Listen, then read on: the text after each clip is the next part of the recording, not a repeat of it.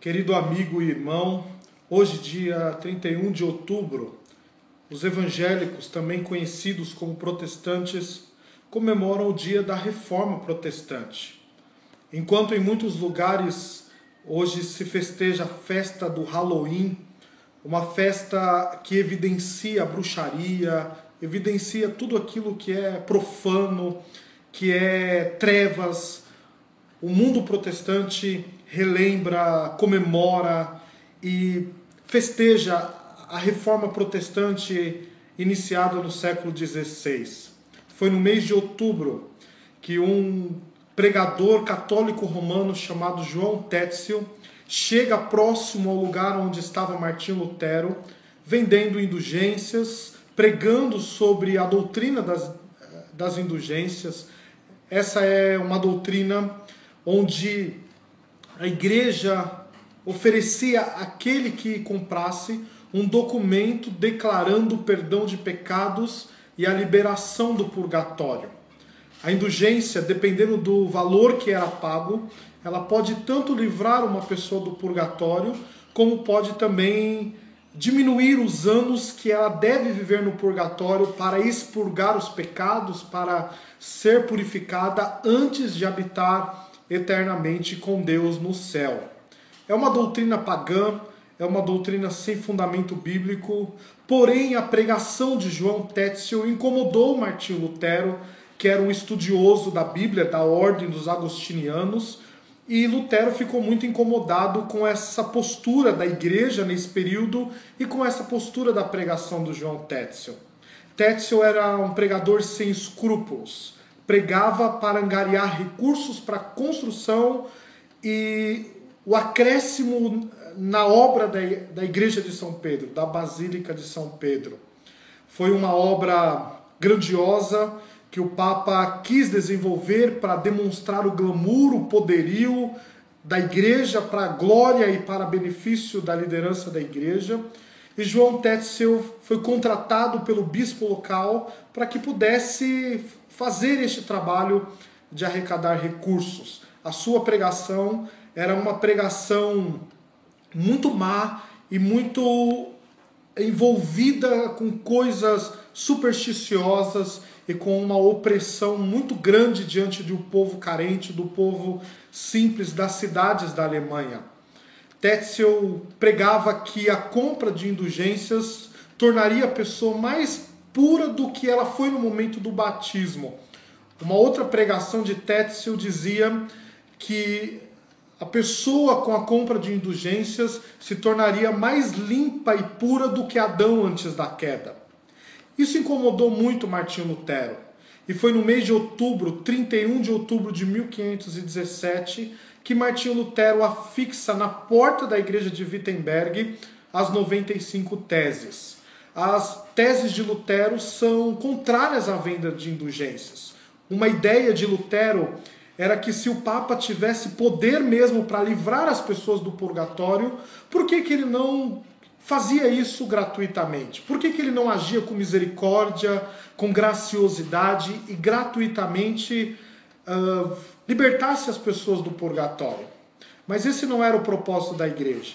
A igreja já vinha há muito tempo com corrupção, compra de ofícios eclesiásticos, um desejo muito grande de expandir o seu império, o seu poderio, e eles não estavam nem um pouco preocupados com a necessidade do povo, com a carência do povo. A igreja, desde muito tempo, queria apenas realmente oprimir e arrancar tudo aquilo que podia do povo. Além de ter arrancado das mãos do povo a escritura, queriam arrancar também benefícios materiais para que a glória, o glamour, o esplendor da igreja pudesse ser evidenciado pela humanidade. Então Martinho Lutero, com essa fixação das 95 teses na porta da Capela de Wittenberg, ele se torna alguém muito popular. O povo começa a reconhecer em Lutero alguém que pode contribuir com a libertação. Enquanto nós estamos relembrando da reforma protestante na igreja, no século XVI já haviam os estados que queriam também se libertar do poderio da igreja. Já se fala na história da igreja não apenas de reforma, mas de reformas. São estados, nações que vão lutar para ter uma certa liberdade, para ter uma certa autonomia, sem a influência da igreja. E essa questão política, social, também contribui para a reforma. E dá força para que os reformadores, algumas pessoas que estavam buscando reformar espiritualmente a igreja, pudessem ter apoio também de determinados príncipes e determinadas autoridades em seus estados, para que a reforma pudesse realmente acontecer. Após Martinho Lutero, outros reformadores foram importantes para a reforma protestante. Temos Ulrich Zwinglio, que foi o reformador de Zurique. Ele foi muito importante, era um importante estudioso da Bíblia, humanista, que tinha compromisso com o estudo sério da Escritura, e ele foi usado por Deus para a reforma também e dar início àquilo que hoje se chama Igreja Reformada. Um outro reformador importante foi João Calvino. João Calvino é conhecido como o grande sistematizador da teologia da reforma. Além de ser um grande teólogo, principalmente Calvino era exegeta. Era um pastor que amava a igreja, amava a exposição das Escrituras. Acima de teólogo, ele era pastor e exegeta. Um homem que conhecia os escritos originais, um homem que tinha compromisso de ler as Escrituras na sua simplicidade, mas de forma correta, de forma exata, dando à Escritura o valor que ela deve ter como palavra de Deus.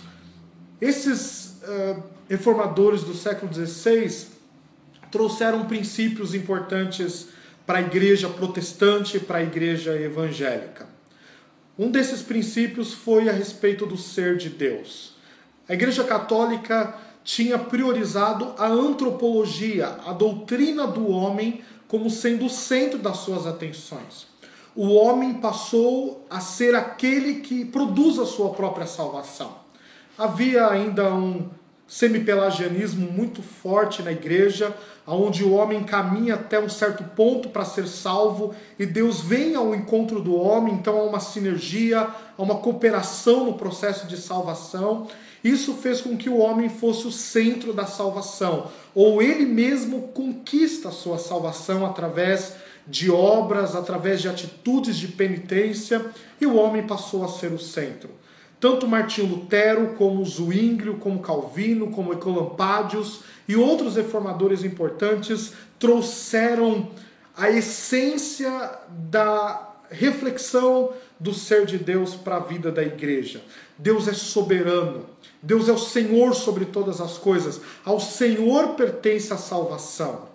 Deus é aquele que manifesta a sua graça e por meio da fé justifica o homem perdido, e a obra da salvação depende exclusivamente de um ato soberano de Deus. O homem ele é passivo na salvação. A ideia de que Deus ele é gracioso e ele opera tanto o querer como o realizar na salvação do homem. O homem está morto nos seus delitos e pecados, o homem é escravo do seu pecado e não tem condições de salvar a si mesmo.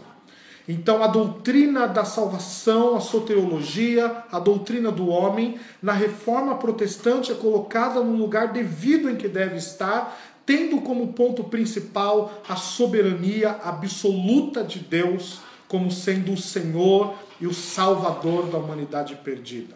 Um outro princípio importante, ou uma outra marca importante que recebemos da reforma protestante, é a doutrina da Escritura. A Igreja Católica Romana colocava a Escritura no mesmo pé de igualdade da tradição da Igreja. A Escritura não era a palavra final em matéria de doutrina e de fé, mas sim a decisão do líder, do chefe da Igreja e a decisão do colegiado de bispos. Isso ainda permanece na Igreja Romana. Eu li recentemente um documento do Concílio Vaticano II, onde a Igreja Romana diz que a Bíblia não é a palavra final em matéria de fé e doutrina, mas sim as decisões do colegiado de bispos. a Santa Sé. Isso é resgatado na Reforma Protestante pela verdadeira igreja. A Bíblia é suficiente. A Bíblia é inspirada por Deus e útil para o ensino, para a correção na justiça. A Bíblia, como palavra de Deus, torna o homem sábio para a salvação. A Bíblia é a única regra de fé, prática, governo e disciplina para o cristão, para o evangélico. Martinho Lutero trouxe o termo evangélico como sendo próprio para a vida religiosa na Reforma Protestante. Ser evangélico é viver uma vida de acordo com o Evangelho e crer nas doutrinas fundamentais do Evangelho do Senhor Jesus Cristo. O Evangelho simples, o Evangelho objetivo, o Evangelho que revela plenamente a vontade de Deus ao ser humano e à sua igreja. Então a doutrina da suficiência da Escritura foi resgatada na Reforma Protestante. Nada além da Escritura. Uma declaração chamada Declaração de Berna de 1528 diz que a igreja nasce pela palavra, vive da palavra e se desenvolve pela palavra. Nenhuma tradição humana, nenhuma decisão de homens, nenhuma doutrina de homens pode ser a regra de fé da igreja e pode ser determinante para a vida da igreja. Somente a palavra de Deus é a palavra final para a vida da igreja. Esses são princípios que foram trazidos pela Reforma Protestante para a nossa vida cristã. Eu não creio que precisamos de uma nova reforma. A igreja contemporânea, a igreja dos nossos dias, precisa, na verdade, retornar a esses princípios da reforma. Princípios que valorizam a Escritura. Princípios que valorizam a glória de Deus, tudo pela glória de Deus. Deus sendo o centro da nossa vida, o centro da liturgia, o centro da vida comunitária, o centro da comunhão. Deus deve ser glorificado e somente a Deus a glória e o louvor, porque Ele é o Senhor de todas as coisas. Então a Reforma Protestante, ela permanece sendo útil para nós. Enquanto o mundo quer anunciar uma festa que ofende Deus, que ofende a santidade de Deus, é hora de nós evangélicos protestantes anunciarmos um dos eventos mais importantes para a história da igreja. Quando o Espírito Santo levantou alguns homens para resgatar a igreja da sua corrupção e da sua impureza espiritual. Que o Senhor te abençoe, que o Senhor possa usar a sua vida para a glória do seu nome e que a sua igreja seja abençoada também durante esses dias em que nós lembramos da Reforma Protestante. Não esqueça, a glória de Deus, a suficiência da Escritura e a salvação somente em Cristo Jesus, nosso Senhor, são os pontos que devemos defender e devemos anunciar para a glória de Deus. Que Deus o abençoe.